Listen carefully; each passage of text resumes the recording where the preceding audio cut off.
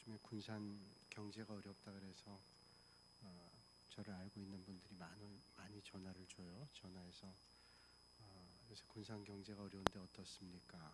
교회는 어떠세요? 물어보고 고마운 거는 그 어렵다고 하는 안부 전화도 고맙지만 꼭 말미에 그런 말씀을 해요.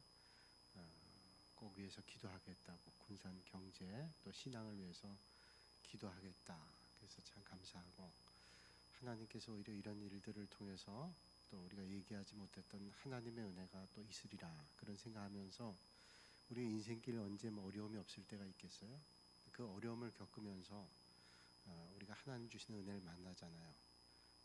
거친 풍랑을 이겨나가면서 유능한 선장이 돼가는 것처럼 우리 인생길에 만나는 어려움 가운데도 하나님의 은혜를 만나시는 여러분들이 되시기를 주님의 이름으로 축복합니다. 경제적으로 어려움을 겪고 있던 어떤 집사님께서 자기 아내에게 이런 부탁을 했답니다. 여보, 미안하지만 지금 경제적으로 많이 어려우니까 우리가 좀 씀씀이를 줄입시다. 가정 살림하는 씀씀이를 줄이고, 또 우리가 하지 말아도 될 것 같은 거는 좀 줄입시다. 옷 같은 거 사 입는 건 좀 줄입시다. 그랬어요. 그거 동의 안 할 부인이 어디 있겠어요. 예, 그러십시다. 그리고 이제 했는데 며칠 뒤에 아내가 옷을, 못 보던 옷을 사 입었더래요. 그래서 기분이 묘하더래요. 얼마 전에 그런 얘기를 했는데 부득이해서 사 입었겠지 생각이 들면서도 한번 물었답니다. 참 그 옷이 좋은데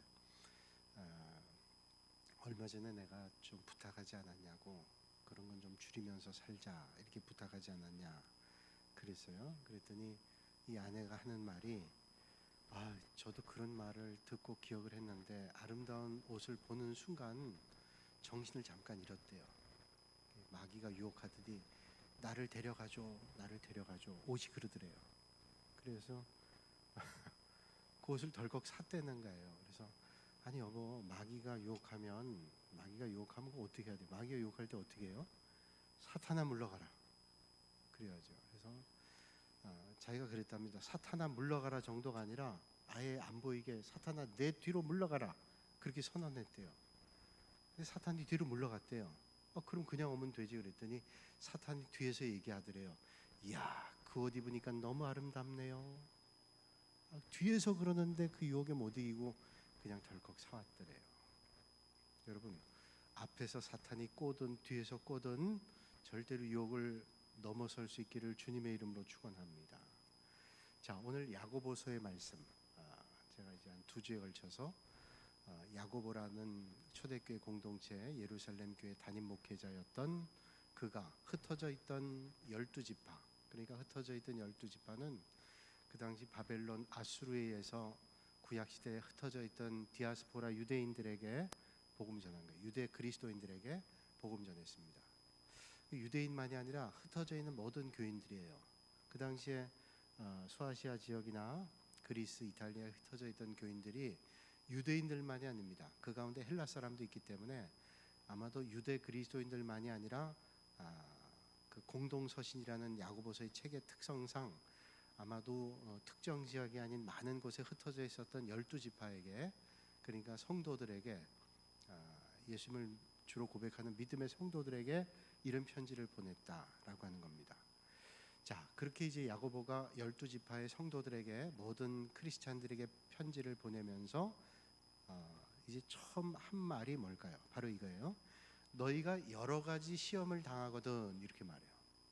여러 가지 할 말이 있지 않겠어요? 그런데 초대교회 공동체에 있는 흩어져 있는 성도들에게 말하기를 너희가 여러 가지 시험을 당하거든.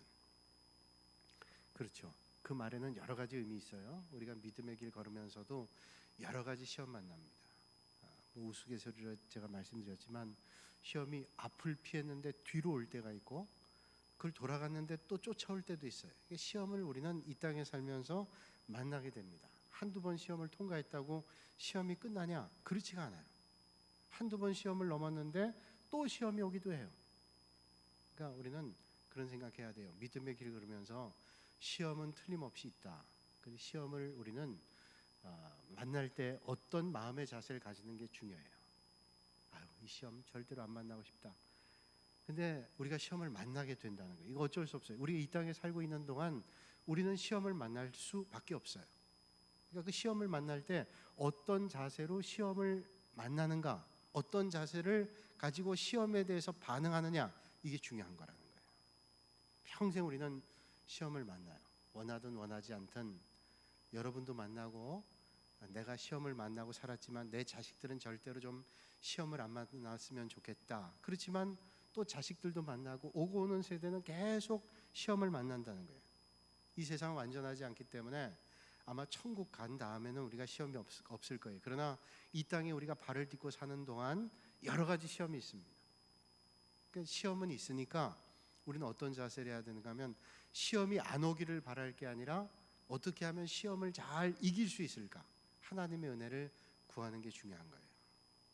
여러분, 어떤 분은 은혜의 자리에서도 시험 받고 어떤 분은 시험의 자리에서도 은혜 받아요. 그러면 어떻게 해요? 우리는 어떤 자리에서도 하나님 주시는 은혜로 시험을 이길 수 있다는 게 너무 중요한 거죠.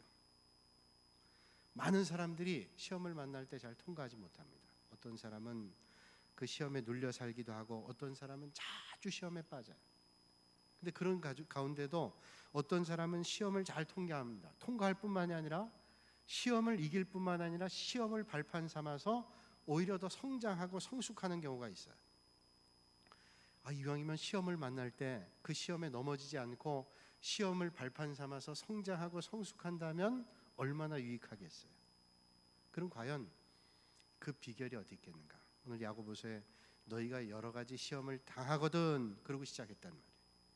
그러면서 뭐라고 말해요? 그 다음에 온전히 기쁘게 여기라. 이게 앞뒤가 안 맞잖아요. 시험을 안 만나고 싶은데 시험을 만나면 온전히 기뻐하라는 거예요. 온전이라는 건 뭐예요? 완전히 전부 기뻐하라는 거예요. 시험 만나면. 여러분, 솔직히 얘기하면 시험 안 만나고 싶잖아요. 근데 만나게 된다니까요. 그럼 만날 때 우리가 어떤 반응을 하느냐가 참 중요한 거예요. 여러분, 항해하는 배가 파도를 만나게 되어 있어요. 여러분, 배가 항해하는데 출항할 때 풍랑이는 바다를 만나지 않고 잔잔한 바다를 만나서 돌아오고 싶지만, 틀림없이 항구를 떠난 배는 언젠간 풍랑을 만나기도 하고 큰 파도를 만나기도 합니다. 또 등산하는 사람들은 가파른 언덕을 만나게 돼 있어요. 등산하는 사람이 평지만 걷나요? 아주 가파른 언덕길을 만나기도 하고, 또 그 높은 산 꼭대기에서 내리막길을 만나기도 해요. 항해하는 배는 풍랑을 만나기도 하고 파도를 만나기도 하고, 등산하는 사람은 언덕길을 만나기도 하고 가파른 언덕을 만나기도 하고 내리막길도 만나기도 해요. 마찬가지로 우리 신앙도 마찬가지예요. 믿음의 길을 걷는 성도들도 시험을 만나요. 큰 시험을 만나기도 하고 작은 시험을 만나기도 하고, 그리고 평탄한 길을 걷기도 해요. 근데 우리는 등산할 땐 가파른 산이 있는 거, 언덕이 있는 거 알고, 항해할 땐 파도가 있는 걸 알면서 믿음 생활하면서 시험이 오면 못 견뎌 할 때가 있다는 거예요. 그러니까 배가 항해하다가 파도를 만나고 등산한 사람이 언덕길을 만나기도 하고 내리막길을 만나는 것처럼, 우리 믿음의 길에도 언덕길이 있고 내리막길이 있다. 또 가파른 언덕도 있다. 이거 생각해야 돼요. 그러면서 어떤 생각 가지는가 하면, 오늘 말씀 보니까 온전히 기뻐하래요. 시험을 만나거든 기뻐하래요. 어떤 의미에서 그럴까요? 여러분, 항해하는 배가 바람이 없다고만 좋은 게 아니에요. 어떤 때는 그 바람이 배를 빨리 가게 할 때가 있어요. 그 바람이 배를 천천히 가게 막을 때도 있지만, 바람을 등에 져보세요. 그럼 빨리 갈 수 있다는 거예요. 여러분, 가끔 비행기를 타면 어딜 간다 그럴 때, 갈 때는 6시간이 걸리는데 올 때는 6시간 반 걸릴 때가 있어요. 그거 그냥 바람 때문에 그래요. 그 항로 때문에 그러기도 하지만 그런 영향들이 있어요. 그러니까 배도 그 파도를 만나거나 아니면 바람을 만날 때 그게 방해가 될 때도 있지만 유익하게 될 때도 있다는 거예요. 그러니까 여러분, 우리가 파도를 만날 때 배가 그게 손해만이 아니라 유익이 될 수 있는 것처럼, 우리 인생에도 만나는 시련과 시험이 우리를 기쁘게 하는 하나님의 축복이 될 수 있다는 거예요. 등산하는 사람도 마찬가지예요. 등산하는 사람이 높은 산 안 가고 싶어요. 그냥 평지를 가서 에베레스트 산 꼭대기 갈 수 있다면 그 편하겠죠. 그럼 뭐 높은 산에 누가 올라가겠어요. 근데 여러분, 등산해 보시면 때로는 언덕길이 있어요. 그 언덕길을 오르는 재미도 있어요. 늘 똑같은 평지라면 어떻게 해요? 여러분, 참 저는 이 군산 살면서 월명산이 참 좋더라고요. 월명산 벚꽃 필 때 보세요. 정말로 그 식기가 떠올라요. 꽃을 밟고 가잖아요. 그 벚꽃이 활짝 폈다 질 때, 비가 많이 와서 폈다 질 때 한번 밤에 그 월명산 꽃길을 올라가는데, 야, 이게 정말로 꽃을 밟고 가는구나. 꽃을. 여러분, 꽃길만 걸으시기를 주님의 이름으로 축복합니다. 근데 겨울엔 꽃길이 없어요. 그러니까 꽃길만 걷고 싶은데 어떤 데는 꽃길을 걷지 못해요. 그래서 그 월명산 벚꽃이 활짝 필 때 보면, 여러분 경험했지만 거기 밟고 가면 막 뭐예요? 스펀지를 밟고 가는 것처럼 막 푹신푹신하잖아요. 그래서 나중에 나올 때는 그거 다 털어내야 돼요. 그냥 벚꽃이 가득 붙어가지고 마치 쿠션이 있는 것처럼 그렇게 갈 때도 있단 말이에요. 근데 여러분, 그 길이 늘 좋은 건 뭐냐면 아주 급하지도 않지만 적당히 올라갈 수 있는 산책길이라. 근데 등산하는 사람은 더 가파른 길을 좋아해요. 그래서 높은 산에 올라가기를 좋아해요. 제가 예전에 고등학교 다닐 때 친구가 그 백운대, 도봉산 꼭대기 있는 백운대 그 바위인데 거기를 자주 갔어요. 제가 이래봬도 옛날엔 등산계나 좀 했어요. 안 믿으시겠지만 예전에. 근데 그 백운대 올라가면 그게 아주 가파르고 그 바위를 타야 돼요. 거기 올라가는데 그 꼭대기에 그 정말로 아주 위험한 데가 있어요. 자칫하면 떨어질 수 있는 위험한 곳인데, 그거 올라가는 스릴이 있어요. 스릴이. 아참은 떨어지는데 스릴이 있어요. 그래서 그 올라갈 때 그거 올라가는 재미로 올라간 적도 있어요. 등산은 그런 올라가는 재미가 있어요. 우리 믿음의 성도들도 시험이 꼭 두렵거나 나쁜 거 아니에요. 여러분, 시험을 만나서 그 시험을 이겨나가면서 우리의 믿음이 든든해져 가는 거예요. 키케로는 말하기를 고난이 크면 클수록 영광도 크다, 그런 말을 했어요. 고난이 큰데 영광도 크대요. 고난이 큰 만큼 영광도 크단 말이에요. 야고보는 말하기를 우리가 여러 가지 시험을 당하거든 온전히 기쁘게 여기라. 시험은 안 좋은 건데 시험을 만나는데 기쁘게 여기라고 말씀해요. 그러면 왜 시험을 만나는데 기뻐하라고 말씀할까요?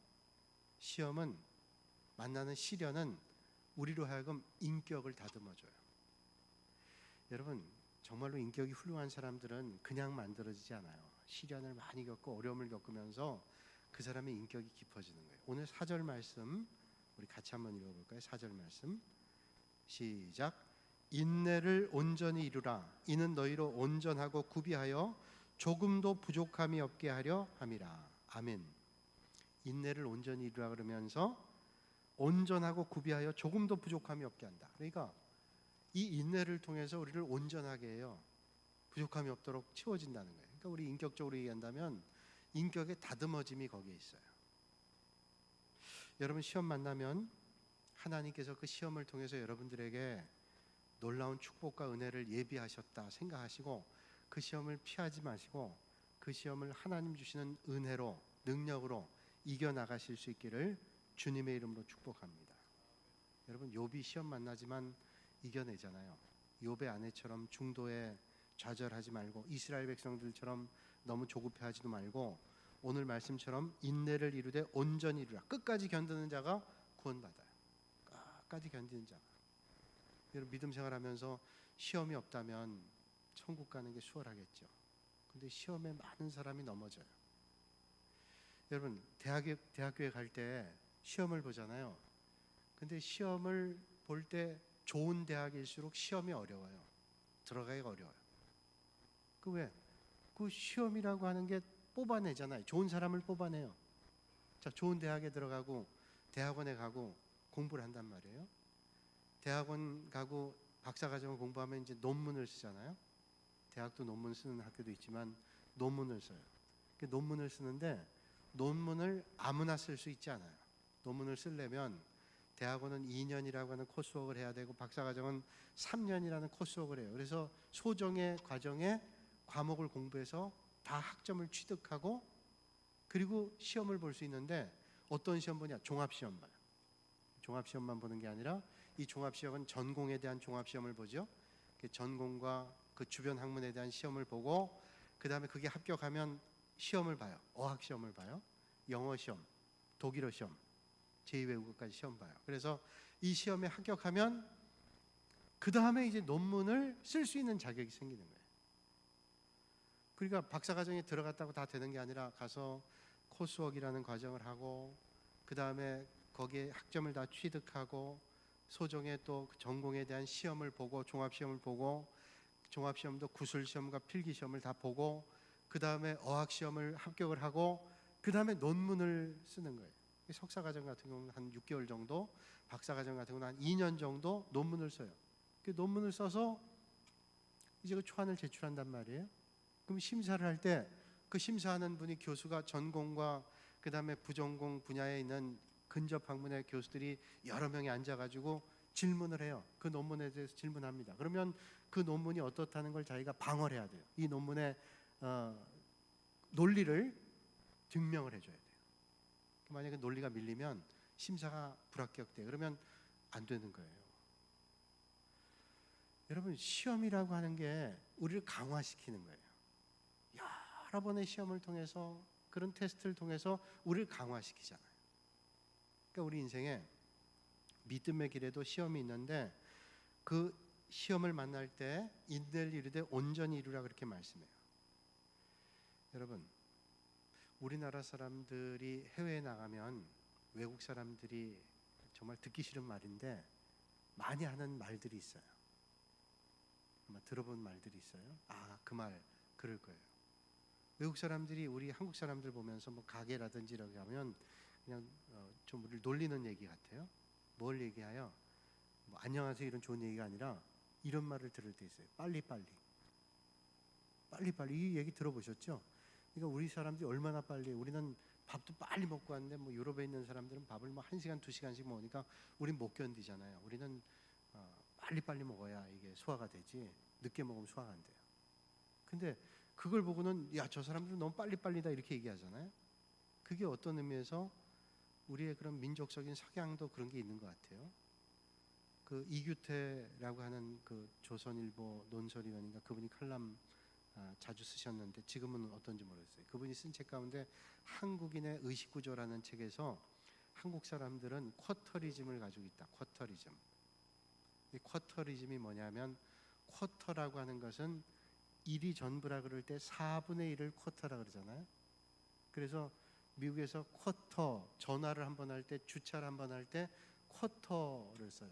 쿼터는 뭐냐면 0.25달러 4분의 1이에요. 쿼터리즘 뭐냐면 1시간에 4분의 1 우리나라 사람들을 쿼터리즘이라고 얘기한다는 말은 우리는 15분이 맥시멈이라는 거예요. 15분이 밥 먹는 것도 15분 기다리는 것도 15분 좀 우리가 얘기할 땐 별로 안 좋은 건데 그렇게 다른 사람이 볼 땐 그렇게 평가할 수가 있다는 거예요. 그래서 이규태 씨가 쓴 책에 우리는 쿼터리즘을 가지고 있다. 15분 15분 못 견딘다는 거예요.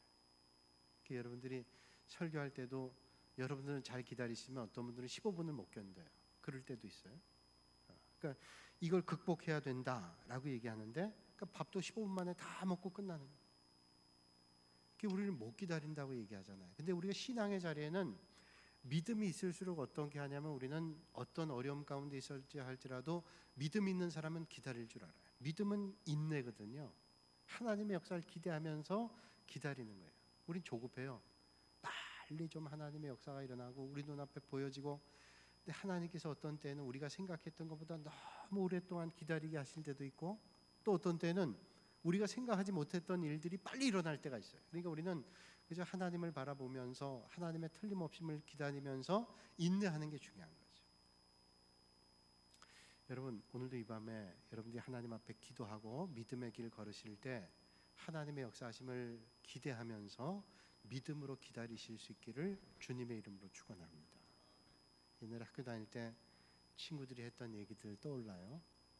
그때 그런 얘기들 많이 했어요. 한국 사람, 뭐 일본 사람, 중국 사람 이렇게 얘기하면서 그 민족의 특성을 얘기할 때 있는데 한 번은 미국 사람, 일본 사람, 중국 사람이 어떤 사람이 더 인내가 크냐? 우린 짐작하죠.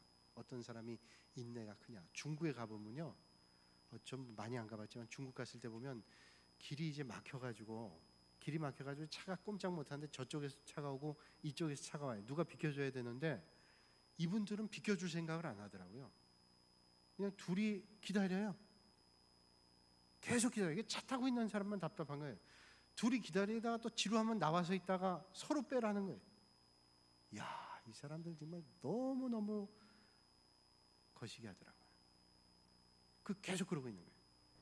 그런 민족적 특성을 얘기하면서 어떤 사람들이 어느 나라 사람들이 가장 좀 이렇게 인내가 좋은가, 잘 참는가 이런 걸 테스트하기 위해서 했대요. 그래서 돼지 우리에 사람들을 각자 넣은 거예요. 돼지 우리에다가 일본 사람 넣고 또 한 방엔 중국 사람 넣고 또 한 방에 미국 사람 넣었는데 이게 뭐 정답은 아니에요. 근데 이제 민족적 특성을 얘기하는 거라 일리는 있다는 생각이 드는데 어릴 때 학교 다닐 때 얘기를 떠올려 보면 제일 먼저 일본 사람이 나왔대요. 아유, 돼지가 더러워서 못 견디겠다. 전 미국 사람일 줄 알았는데 그 다음엔 누가 나왔어요? 미국 사람이 나오더래요. 더러워서 못 있겠다고. 근데 중국 사람은 안 나오더래요. 그래서 이 사람 무슨 일이 났나? 그러고서 그 돼지 우리를 열고 들어갔더니 이 중국 사람이 돼지를 베개 삼아 누워 있더래요. 그래서 중국 사람은 그렇지 그렇게 생각했는데 나중에는 뛰쳐나오더래요. 그 돼지가. 그 얘기예요. 뭐 그럴 리는 없겠지만, 그러니까 이게 뭐 이것도 또 그렇게 하는 얘기겠지만, 여러분 우리가 믿음의 삶의 자리에서 항상 생각해 볼 때 뭐냐면 오늘 말씀은 야고보가 행함에 대한 말씀을 하면서 우리가 시험을 만나거든 시험을 당하거든 기쁘게 여기래요. 온전히 기쁘게 여기래요. 아니 아무리 그래도 시험을 안 만나고 싶지 시험을 만나면 어떻게 온전히 우리가 기뻐할 수 있어요? 근데 주님 말씀하시기를 끝까지 견디는 자가 구원받는다. 여러분 오늘 이 밤에 여러분들이 어떤 시험을 만나든지 그 시험 가운데 이루시는 하나님의 역사하심을 기대하면서 믿음으로 잘 참아내실 수 있기를 주님의 이름으로 축복합니다. 여러분 온전히 이루어야 돼요. 인내함으로. 하나님께서 우리를 미워하셔서 골탕 먹이실 분이 절대로 아니에요. 하나님께서 우리를 얼마나 사랑하셨냐면 독생자까지 우리에게 주신 분이에요. 여러분들이 누군가를 사랑한다 그래서 그 사랑하는 사람에게 자기 자식을, 그것도 하나밖에 없는 자식을, 뭐 10명의 자식이 있어 주기가 힘들겠지만 하나밖에 없는 자식을 주실 수 있는 사람이 어디 있어요? 다 줘도 내 생명까지 준다 할지라도 자식은 줄 수 없어요. 근데 하나님이 우리를 얼마나 사랑했냐면 독생자까지 주셨대요. 그럼 우리가 믿음의 길을 걷다가 어떤 때는 내가 열심히 믿음의 길을 걷는데 시험이 와요. 그 시험이 올 때 잊지 말아야 될 게 하나님이 나를 사랑한다. 그러면 하나님께서 틀림없이 나를 사랑하고 믿음의 길 걷는데 이런 시련이 온다라 그러면 이 시련은 의미가 있을 거예요. 틀림없이 하나님께서 어떤 은혜를 주시기 위한 시험일 거예요.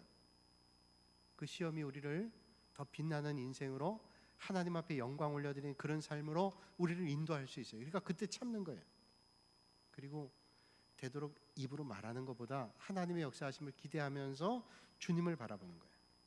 그러니까 어떤 자세로 시험을 만날 때 우리가 임해야 되는가 하면 기쁘게 여기는 거예요. 역설적으로 시험을 만나면 마지 못해서가 아니라 기쁘게 여기는 거예요. 왜 기쁘게 여기냐? 이 일을 통해서 하나님께서 이루실 일들이 크기 때문에. 시험이 크면 하나님께서 역사하실 일도 커요. 그런 믿음을 가지고 우리는 인내해야 된다는 거예요. 여러분 삶의 모든 자리에 시험이 있어요.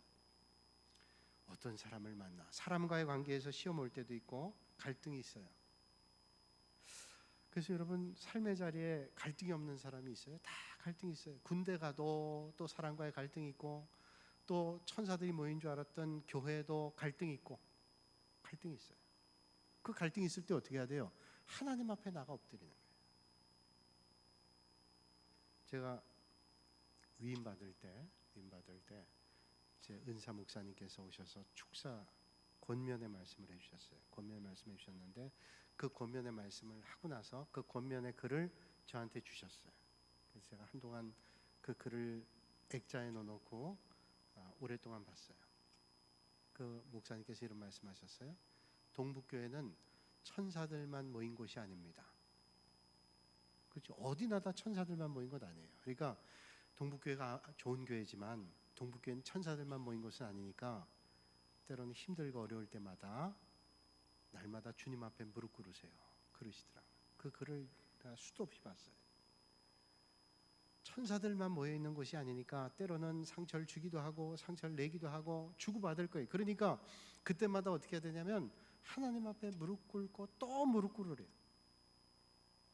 여러분, 저한테만 하신 말씀일까요? 여러분 삶의 자리에 정말로 힘겨운 일을 만나면 먼저 하나님 앞에 무릎 꿇고 무릎 꿇으셔서 그 시험을 통해서 역사하시는 하나님의 은혜를 만나실 수 있기를 주님의 이름으로 축복합니다. 이런 시험을 만나는데 얻게 되는 게 있는데요, 우리 인격이 좋아져요.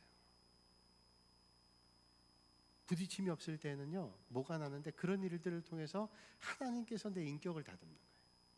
또 믿음도 다듬고, 이게 큰 축복이란 말이죠.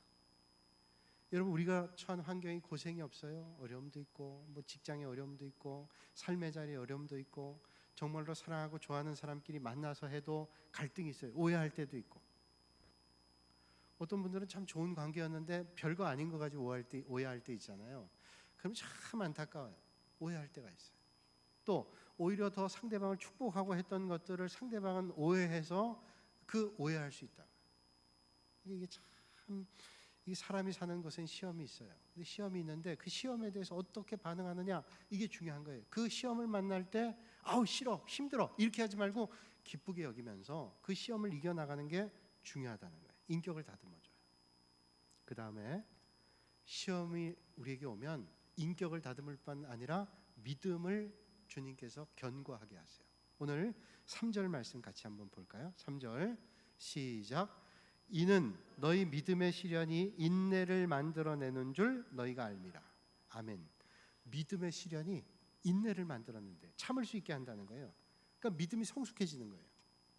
이 시련, 믿음의 시련이 우리를 하여금 인내하게 해서 우리의 믿음이 성숙해지게 해요. 성장하게 하는 거예요. 여러분, 어린아이들은 잘 못 참잖아요. 근데 어른들은 참을 줄 알아요. 왜? 그런 일들을 많이 겪었기 때문에. 이런저런 일을 겪지 못한 사람들은 이거 이겨내기 힘든데, 이런저런 일을 겪은 어른들은 다 이겨내잖아요. 그 힘든 일들을 이겨내잖아요. 난 절대로 못 참아. 아직도 어린 거죠. 그 일들을 겪으면서 이겨내는 거예요. 근데 여러분, 믿음이 시험을 통해서 연단된다고 하는 건 이걸 생각하시면 돼요. 용광로에 여러분들이 그 철물을 넣잖아요. 금 같은 것도 넣으면 그 용광로에서 타면서 불순물이 다 타버려요. 그럼 남는 게 순금이 남아요. 그래서 잘 태우면, 적정한 온도에 태우면 불순물은 다 타버리고 금만 남아요. 재련을 해서 순도가 높은 금을 만드는 거예요. 이게 재련하는 거예요. 우리 신앙도 마찬가지입니다. 우리 신앙도 믿음의 연단이라고 하는 용광로에 우리를 넣어서 재련을 하시는 거예요. 믿음을. 그러면 불순물들이 타버려요. 그리고 순도가 좋은 믿음으로 남는 거예요. 그러니까 하나님께서 나를 믿음의 시련이라는 용광로에 돌리셔서 나를 순도 좋은 믿음의 사람으로. 그래서 여러분, 그 시련을 겪은 사람들이 견고해지고 든든하게 서잖아요. 그럼에도 우리가 시련 겪고 싶지 않지만 시련이 오고 시험이 오면 그렇게 생각하세요. 이 시험을 통해서 하나님께서 우리를 정금처럼 빚으시고 그러시니 이 일을 통해서 기뻐하면 하나님께서 이 일들을 이겨낼 수 있는 은혜를 베풀어 주실 줄로 믿습니다. 그래서 이게 믿음의 시련이라는 거예요. 여러분, 이스라엘 백성들을 당장 생각해 보세요. 이스라엘 백성들이 애굽을 떠나서 광야길 갈 때 그 광야길이 얼마나 시련길이었어요. 그 광야길을 그냥 걸어도 2주일이면 충분히 갈 수 있는 거리예요. 그냥 걸어서 두 주일이면 갈 수 있어요. 2주일이면 갈 수 있는 길을 40년을 돌아 방황했어요. 그 돌아 방황할 때 어떻게 가라 그랬어요? 불기둥 뜨면 가고 구름기둥 뜨면 가고, 불기둥 구름기둥이 멈추면 서고, 가고 싶어도 서면 멈춰야 되고, 가기 싫어도 가야 되고.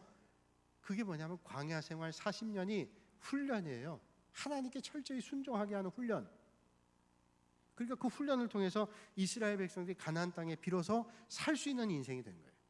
그 순종의 훈련이 없으면 가나안 땅이 주어져도 올바로 살아갈 수 없어요. 근데 여러분, 이스라엘 백성들이 그때 다급하고 하나님을 신뢰하지 못하고 그랬던 사람들은 결국은 가나안 땅에 들어가지 못했잖아요. 인내심을 만들어야 될 필요가 있다. 여러분, 하나님은 인내심을 우리에게 허락해 주셔야 될 필요가 있기 때문에 때로는 시험을 줘요. 연단을 해요. 그래서 그 연단을 잘 극복해서 믿음의 사람으로 설 수 있도록. 그 이스라엘 백성들이 40년 광야 생활을 통해서 깨달은 게 있는데 그 깨달은 게 뭐냐? 자기들은 하나도 가져가지 않았는데 하나님께서 때마다 먹을 걸 주시고 입을 걸 주시고 또 그 길을 열어주시고 없는 길도 열어주시고 이런 것들을 경험하면서 신명기 8장 3절에 말씀하죠. 광야 생활에서 고백했던 고백이 사람이 떡으로만 살거나니요 여호와의 입에서 나오는 모든 말씀으로 사는 줄로 너로 알게 하려 하심이라. 마태복음 4장 4절에도 똑같은 말씀을 인용하고 있죠. 사람이 떡으로만 사는 게 아니라 하나님의 입으로 나오는 모든 것으로 살 거다. 마귀가 유혹해요. 야, 너 먹을 거 없는데 어떡하냐? 이거 먹어라. 여러분 오늘도 마귀가 똑같이 시험해요. 너 이거 지금 다급하잖아. 이거 해. 근데 그때 우리가 그 마귀의 시험을 이길 수 있는 게 뭐냐? 사람이 떡으로만 사는 게 아니라 하나님의 말씀으로 산다. 내가 이 세상에 주어지는 능력이 아니라 하나님의 말씀으로 산다. 그런 능력을 우리는 얻게 되는 거예요.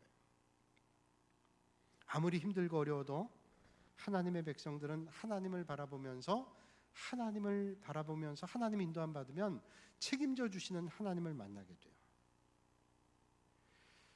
여러분 옛날 배 제가 아주 큰 배 선장님한테 그런 얘기를 들었는데 옛날 배에서 가장 중요한 게 뭐냐? 군함이든 상선이든 가장 중요한 게 앞에 있는 돛대래요. 왜 돛대냐? 돛대로 배가 움직이니까. 물론 이제 동력이 생겼을 때는 돛대가 그렇게 중요하지 않지만 무동력일 때는 돛대가 너무 중요하다는 거예요. 이 돛대는 바람을 맞는 거기 때문에 아주 튼튼한 나무여야 된대요. 튼튼한 나무. 그렇겠죠. 이게 돛대 바람 이게 넓게 펴놓으면 이게 바람을 맞으니까 이 나무 기둥이 얼마나 튼튼해야 되겠어요. 그 배가 좋은 배인지 나쁜 배인지는 돛대로 평가가 난대요. 이 돛대 나무는 아주 특별한 나무가 돼야 되는데 만약에 돛대 결함이 있으면 배가 아무리 커도 아무리 좋아도 이게 배 가치를 못해요. 무풍지대에 들어가면 꼼짝 못해요. 그러니까 이 돛대가 바람을 잘 통제할 수 있는 그런 거여야 된다. 그래서 이 옛날 조선업자들이 이 돛대에 쓸 나무들을 특별하게 관리를 했는데 아주 높은 언덕에 정상에 있는 나무를 돛대감으로 미리 점 찍어 둔답니다. 저게 돛대감이라고 점 찍어 두고 하는 일이 있는데 주변에 있는 바람을 막아주는 나무들을 싹 벤대요. 그러니까 돛대감 나무를 딱 봐두고는 주변에 있는 그 나무에 바람이 부는 것들을 막아주는 방풍 역할을 하는 숲에 있는 나무들을 싹 벤대요. 그리고 바람을 그대로 맞게 한다. 그럼 보세요. 그 주변에 막아주던 바람이 없으면 그 바람을 그대로 맞는데 그 바람을 맞고 비를 맞고 태풍을 맞고 이러면서 이 나무가 더 굵어지고 견고해지게 된다는 거예요. 그걸 겪고 나면 그 다음에 그 나무를 가져다가 돛대에 기둥이 되는 나무를 세운다는 거예요. 그러면 어떤 바람이 와도 견뎌낼 수 있는 나무가 된대요. 이게 좋은 제목이죠. 여러분들 아시다시피 바이올린 가운데 아주 유명한 명기라고 하는 악기가 스트라디바리우스라는 거죠. 이 스트라디바리우스를 만든 그 장인들이 그 나무를 어디서 만드는가 하면 이태리의 높은 산에 바람 불고 풍파가 많고 하는 그 지역에 있는 그 나무를 딱 써가지고 이 악기를 만든대요. 그 견고한 나무가 좋은 공명을 만든다 그러잖아요. 우리 인생도 마찬가지. 하나님께서 우리를 견고하게 또 풍랑을 만나 이겨나가면서 하나님 나라의 요긴한 인물로 만드시는 거예요. 그래서 우리를 더 강해지게 하고 또 하나님 나라에 아름답게 쓰임받는 그런 존재로 하나님께서 역사하시는 거예요. 그러니까 여러분 믿음의 길을 걸으면서 오늘 이 밤에 여러분 혹시 힘겨운 일이 있다면 하나님께서 내가 부족하지만 하나님께서 나를 이런 시련을 통해서 정말로 귀한 그릇으로 사용해 주실려나 보다. 그렇게 믿으시고 아멘 해서 믿음으로 반응하셔서 아름답게 쓰임 받으실 수 있기를 주님의 이름으로 축복합니다. 그럼 우리가 시험을 만날 때 기뻐요. 왜? 이 시험을 통해서 나는 귀하게 쓰임 받을 수 있으니까. 여러분 하나님께서 귀하게 쓰임 받기를 원하잖아요. 하나님께서 우리를 귀하게 써주기를 원하잖아요. 귀하게 쓰이는 건 뭐예요? 준비돼서 하나님께 쓰시고자 할 때 언제라도 쓰임 받는 거예요. 근데 준비가 안 돼 있는 사람은 안 써져요. 그러니까 우리가 믿음의 안목을 좀 가지고 하나님께서 나를 쓰시려고 하는구나. 그래서 내가 지금 예기치 않은 어려움들을 만나도 그 어려움을 이겨내세요. 근데 우리의 힘으로는 이겨낼 수 없지만 하나님을 의지하면 하나님이 충분히 이겨나갈 수 있게 해주세요. 그래서 우리는 그 일들을 겪고 난 다음에 주님의 은혜에 감사하면서 고백할 수 있는 거예요. 평창올림픽 때 금메달을 딴 사람들이 선천적으로 그분이 태어나서 금메달 딸 만한 실력이 있었던 사람 아무도 없어요. 연습을 수없이 했잖아요. 그 연습을 하면서 하고 싶을 때가 얼마나 많았겠어요. 황영조 선수가 마라톤 할 때 얘기하는데 42.19km를 뛰면서 어떤 때는 그 금메달을 딴 그 사람이 어떤 때는 뛰다가 지나가는 자동차에 머리를 박고 죽고 싶었다는 얘기 제가 했죠.